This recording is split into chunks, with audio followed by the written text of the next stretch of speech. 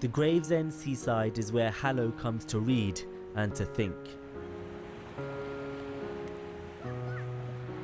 He's a quiet, reflective 19-year-old of Kurdish origin who arrived alone in Britain from Calais 2 years ago as a refugee. Sorry, the light's not working. Really nice room. Now he lives in this single room in a shared terrace house. Everything of the house. How long did it take before your room in England started feeling like home? Whenever you think about your home, you think about your parents, you think about your family. And when you're not with your family, when you're alone, it's kind of different. But I can say in here, this is my home, and if I ever be with my family, that is my genuine home. Do you think about them a lot? They're always in my mind, they're my blood, and I love them more than anything else. Kent has seen an unprecedented rise in the numbers of child asylum seekers. There are 730 here at the moment, double the figure from March. The council says despite Home Office funding, they face a £6 million shortfall.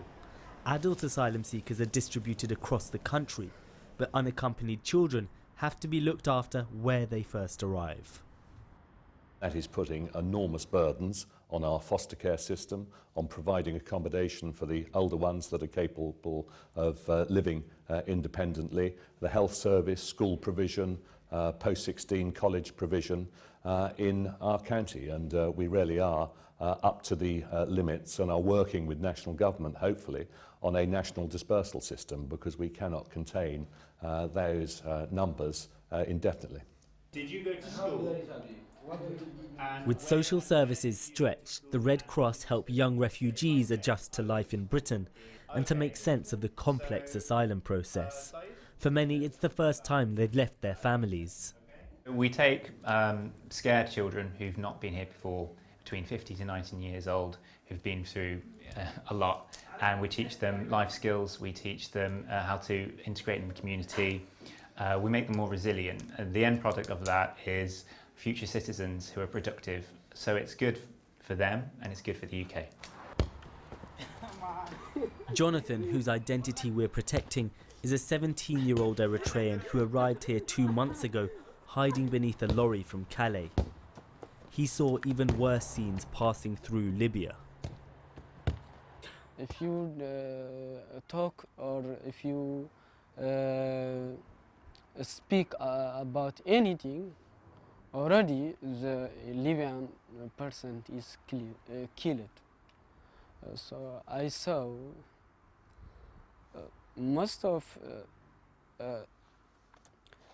Eritrean people is lost in Sahara, and in Libya most are killed.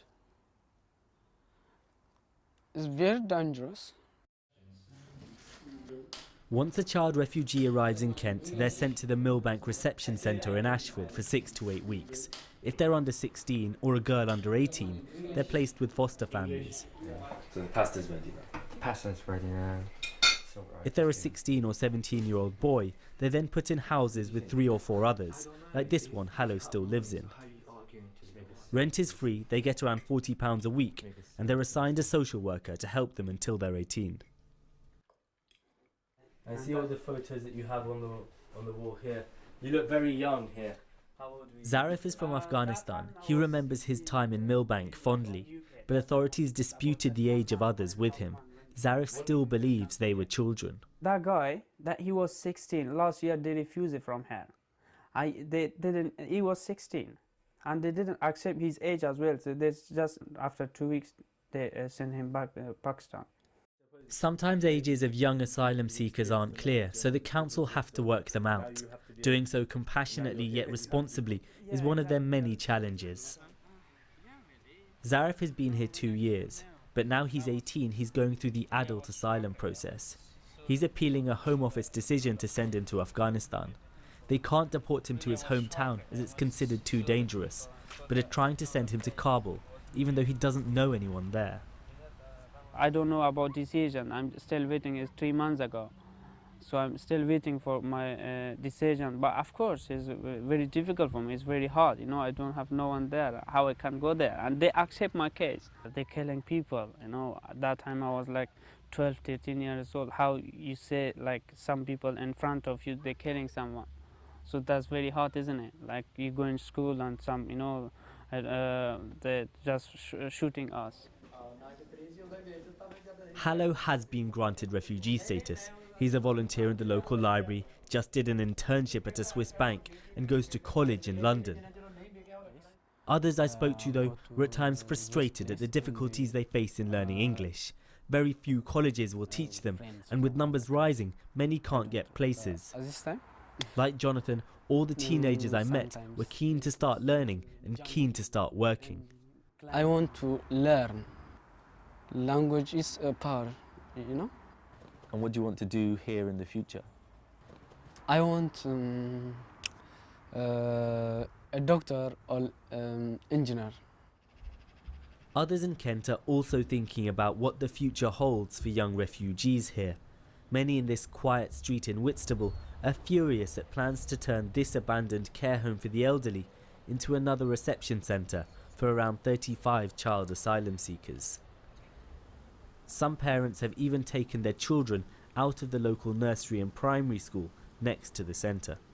We know they've got to go somewhere, but right in the middle of this little housing estate and the school and the nursery, it seems a silly place to put it.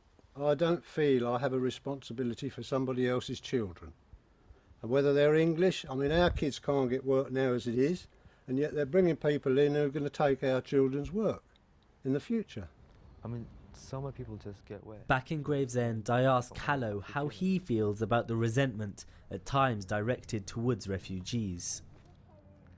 When somebody needs help, you should go and help them. And I think the people who got genuine reasons to be in this country needs to be helped. You need to give them a hand to stand in their feet and, you know, to have a life like other people, to live a life like everyone else. They deserve it.